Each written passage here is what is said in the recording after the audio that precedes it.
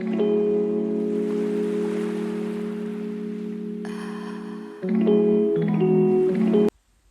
guys, this is Lady Level and welcome back to my YouTube channel. If you're watching this channel right now, you know what to do.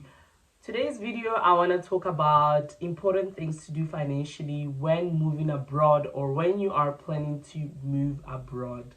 Let me start by saying that I moved to China in my early 20s. Like, I'm still in my 20s, but when I moved to China, I was in my early 20s and I didn't know a lot about money, like in terms of like saving and things that I have to do for myself to prepare for future references. I didn't know a lot of things, to be honest with you guys. So today I want to talk about important things you can do financially if you're living abroad or if you are planning to move abroad.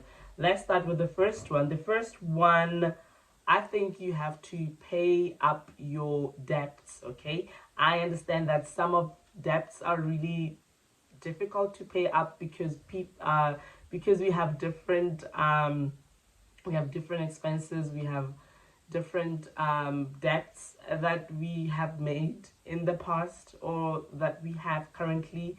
They're different. So what I did is that I decided to close all my accounts. I had only clothing accounts, and at that time they were closed because I was not paying them. So when I moved here, I had to make sure that I had to close all of them. So I closed all my clothing accounts, and there were 4 of them.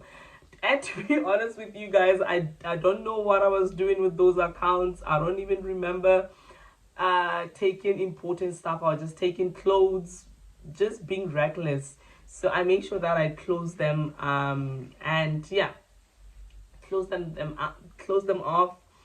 Don't need them anymore. I don't even want to open any clothing accounts anytime soon because they messed up my life. The second one, I updated my credit score. So I think it's very important to update your credit score if you are planning to move abroad or if you're living abroad already. So with myself, I got my sister to help me update my credit score so that if in case when I want to make a big purchase, then my things are up to date and I don't have to update my credit score. So my credit score is updated and I can log in to check what's popping on my credit score, if anything has changed, if my points have gone up. I can check it on the app. The third one that I did was to activate my bank accounts to international withdrawal. I think it's very important to notify your bank that you will be away so that your bank is aware when you make transitions outside your country. So I did that for myself. I went to the bank and I told them, hey, I am relocating to a different country, so I would like to activate my bank to international withdrawals. They did that. They helped me, and I also did my I don't have an online banking because I'm using FNB. So they just did this thing of numbers on my phone where I can access my money whenever I want to. It's so easy. You just use the codes and then you can access your money. You send your money. You can literally do any transactions anywhere around the world, just for as long as you're still using your SIM card that you got registered with from your home country. So I did that, notified my bank, and they fixed everything for me in terms of withdrawals, like I said, and withdrawal limits, because those are some of the stuff for me that are very difficult to change. So I just had to change everything, like my monthly limits, my daily limits at the bank, and everything was set from there.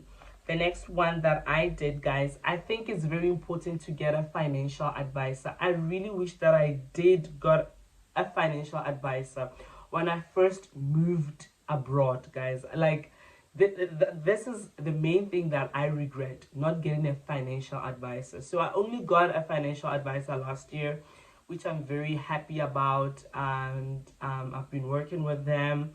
And yeah, guys, like, they literally help you to put your finances in order And for me, I'm happy because my financial advisor, is from Old Mutual. Literally, she like saved my life when it comes to my finances.